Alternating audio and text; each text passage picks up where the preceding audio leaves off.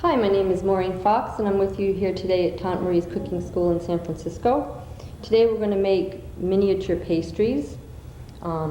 These pastries can be baked ahead of time and filled, or you can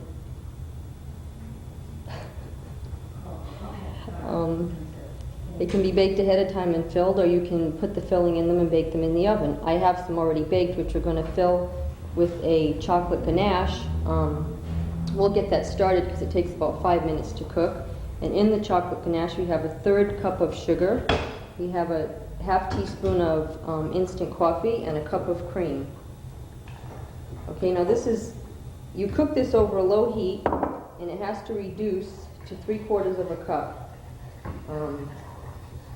This will take about 5 minutes. And while this is cooking, we're going to start the pastry dough. The pastry dough can be made either in a Cuisinart or it can be made in a mixer. If you're going to make it in a mixer, you would simply cream the butter and sugar, add the eggs and vanilla, and then put in the flour. We're going to make it in the Cuisinart. It's a little faster. To make it in the Cuisinart, you put in 1 cup of butter cut into small cubes approximately the size of a tablespoon. Okay. Then you put in 2.5 cups of flour. Now it's a lot faster this way. If you don't have a Cuisinart, again, like I said, you can mix it in a regular mixer. This is going to be processed until crumbly. You want it to look like coarse meal almost. It's just going to form little balls.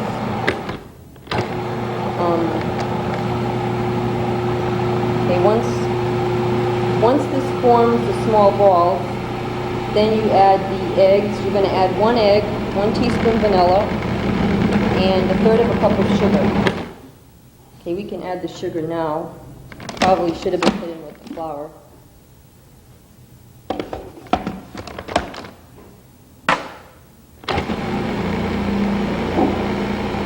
Okay, we're going to make a chocolate ganache today, but there are other fillings that you can put in this. You could have a frangipane filling, which you would bake in the oven with the tarts.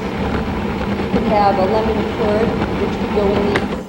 You could have you could put berries over the frangipane once it's cooked. There's lots of different ways you could think you could put in these. You could also put which I've made before, like a cheesecake dough, and bake it and then top that with it. Okay, here are chocolate ganaches. This is just for me.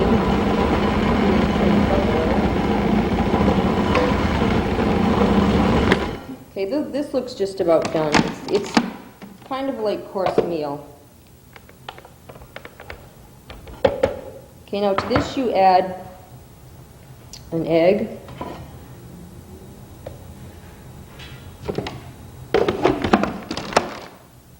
and while it's running, we have a teaspoon of vanilla.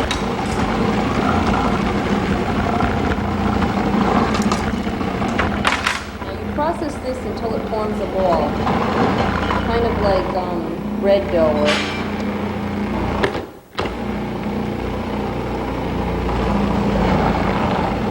Okay, that looks pretty good. Now these are going to be formed into small pastry shells. I'll take some of this out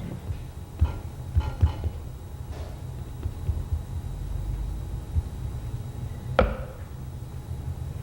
Okay, and you can use it right away. This is a little sticky, but you would take the pastry shell like so, getting back to the chocolate ganache so it doesn't burn.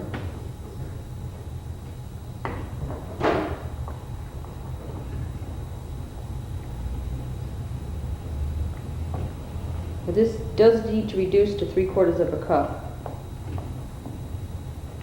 And it usually takes about 5 minutes. And the best thing to do here is to pour it back into the cup and measure it to make sure it's exactly 3/4 of a cup. And you don't want it to boil because you don't want it to have a film on top. Okay, now to make the pastry shells, you would take approximately a tablespoon of dough, press it into a tart shell like this. It could be a longer tart shell. It's whatever size you want. You could also press this into an 8 or 10 inch tart pan and bake it as a very large tart. And you just press it in like this. And it shouldn't be very thick. It should be rather thin. And then with the palm of your hand, you just kind of shape the edges so it's nice and smooth. And that's how your tart would look when you were done. Okay, now once you have this ready,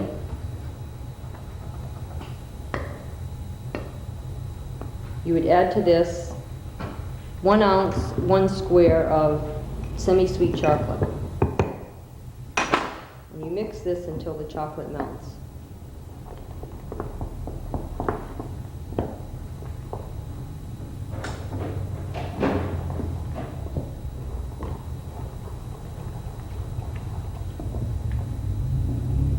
This dough can be kept in the refrigerator or the freezer.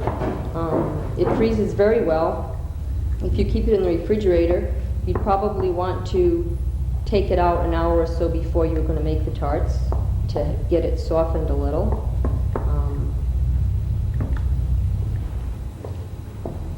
And one way of decorating these is to top the baked shells with fresh berries or fresh strawberries or any kind of fresh fruit. And then what you could do is melt some currant jelly or some jam and just brush a clear glaze on top of the fruit, and it really makes a very attractive pastry.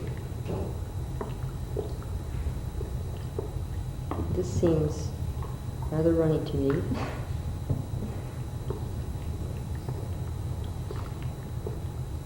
Okay, now the creme anglaise the chocolate ganache usually is thicker than this. But what you would do, once you had your chocolate ganache, ordinarily you would let this cool, but just to show you what it would look like,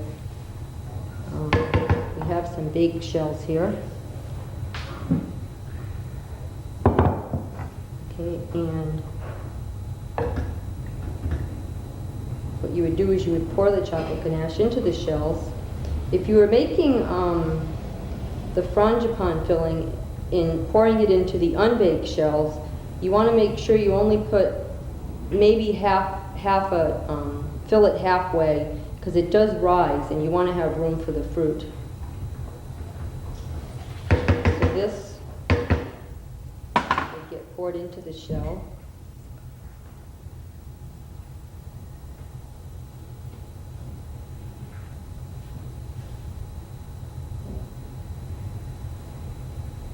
Then you would let this cool. You could probably top it with some whipped cream, or whipped cream would be nice. And look, this should be a lot cooler before you pour it into these shells, but I'm just trying to show you what it would look like. And then this would go in the fridge, and it would harden, and there you have it. Thank you all for joining me. Just